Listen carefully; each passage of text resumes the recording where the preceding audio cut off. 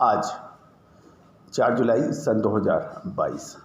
दोस्तों, आज के एपिसोड में हम चर्चा करेंगे एग्रो कमोडिटीज़ में क्या संभावना है, शेयर बाज़ार में क्या संभावना बन सकती है, साथ साथ नॉन एग्रो कमोडिटीज़ के अंदर क्या संभावनाएं बन सकती हैं। जानिए पूरी रिपोर्ट विस्तार से। आपको याद होगा, मसाले यानी जीरे एवं धनिए के ऊपर यानी कोरिएंडर एंड क्यूमिन के ऊपर हमने लगातार आपको अपडेट दी है। तेज़ी के समय तेज़ी की बताई और मंदी से पाने से पहले आपको मंदी की आगाह किया।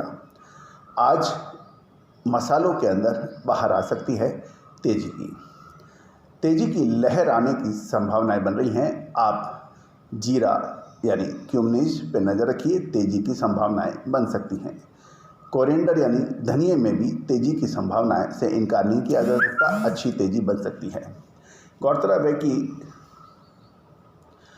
विदेशी जीरा और चीन की खरीदारी बहुत महत्वपूर्ण है जीरे के लिए, क्योंकि चाइना हमारा प्रमुख आयातक देश जीरे में है और वहाँ पर अच्छी खपत होती है। चाइना जीरे के आयात भारत से कर सकता है, इसकी संभावना बन रही है। इससे जीरा तेज़ी की राह पकड़ सकता है। धनिया के अंदर भी आज, कोरिएंडर के अंदर भी आज तेज़ी की संभावना बन सकती है। विशेष ख्याल रखें, क्या ये तेज़ी और आगे 3 से 4 दिन, 5 दिन या 1 हफ्ता या 10 दिन या 1 महीना जारी रहेगी या फिर ऊपरी स्तरों पर करना चाहिए मुनाफा वसूली। जानिए हमारे अगले एपिसोड्स में। दोस्तों याद रखिएगा, साल 2021 के अंदर हमने आपको कहा था कि जीरा और धनिए में बरसेगा सोना। साल 2022 में ऐसा ही हुआ। 6500 यानी 65 रुपये का धनिया 130 रुपये हो गया। 200 रुपये की 110-120 रुपये का जीरा बिकने वाला 200, सवा 200, 200, 300, 230 रुपये तक बिका। तो दोस्तों, अग्रिम विश्लेषण आपको जब भी हमने दिया है वो अधिकतर सत्य साबित हुए हैं। तो जीरा धनिए के ऊपर रखिए नज़र। इसके अतिरिक्त महत्वपूर्ण कमोडिटी है हल्दी यानी टर्मरिक। इसके अंदर भी आज तेज़ी की संभावनाएं बन सकती हैं। तो मसाला पैक तेज़ी दिखा रहा है। गवार सीड के अंदर भी निचले स्तर के ऊपर बाउंस बैक आने की संभावनाएं बन रही हैं।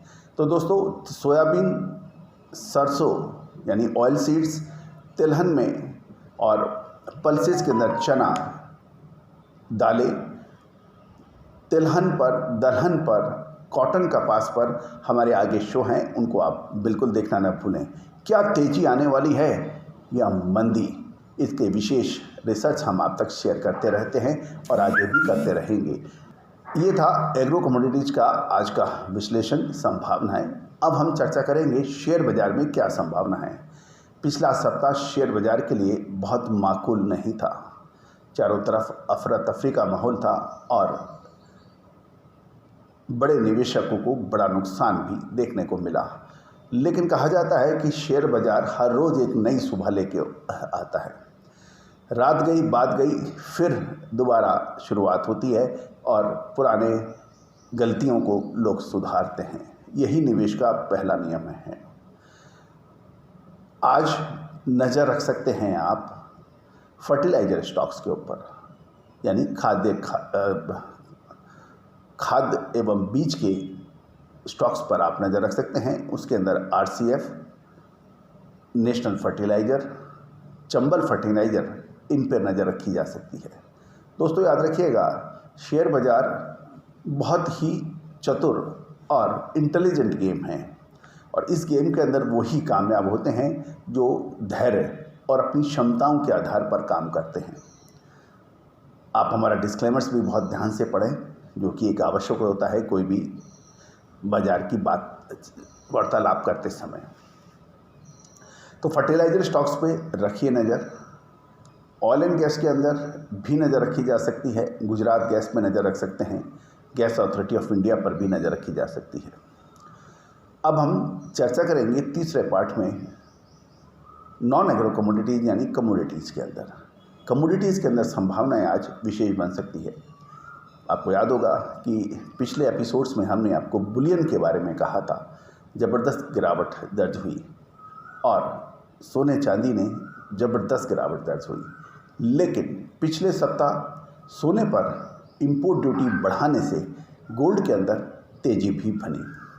तो दोस्तों, अब महत्वपूर्ण ये है कि गोल्ड के ऊपर इंपोर्ट ड्यूटी से क्या फ़र्क पड़ सकता है। इसके ऊपर हमारा विशेष एपिसोड हमारे चैनल पे है, बिल्कुल देखना ना भूलें। गौरतलब है कि भारत गोल्ड का सबसे बड़े आयातक देशों में से एक माना जाता है और ये भी कहा जाता है कि गोल्ड की खपत और सर्वाधिक गोल्ड भारत में ही उपलब्ध है। यद्यपि सरकारी आंकड़े और इंटरनेशनल आंकड़ों में मेल नहीं हैं और जो गोल्ड रिजर्व है वो भारत का सर्वश्रेष्ठ नहीं है, लेकिन भारतीय परिवारों के अंदर पीढ़ी दर पीढ़ी से जो गोल्ड रिजर्व है उसका यदि हम शामिल करें तो संभवतः भारत विश्व का पहला देश माना जाएगा गोल्ड होल्डिंग के मामले में। तो दोस्तों, सोने के अंदर आने वाले 2 से 3 दिन के अंदर संभवतः तेजी बन सकती है। भारतीय रुपया कमजोरी की और अग्रसर है। 79 रुपीज़ क्रॉस कर दिया है, जो ऑल टाइम लोएस्ट भाव रुपये का माना जाता है अंग्रेजी अमेरिकन डॉलर।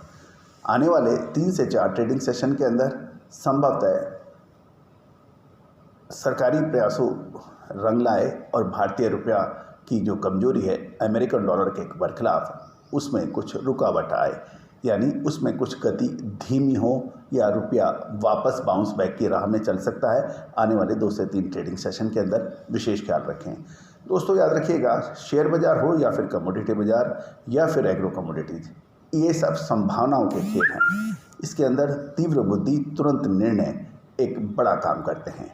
दोस्तों, हमारा चैनल आपको कैसा लगा, अपनी प्रतिक्रिया अवश्य दीजिएगा। साथ साथ यदि आपने चैनल को सब्सक्राइब नहीं किया है तो सब्सक्राइब करना बिल्कुल ना भूलें और शेयर और लाइक भी अवश्य कीजिए। All the very best, good luck, happy trading.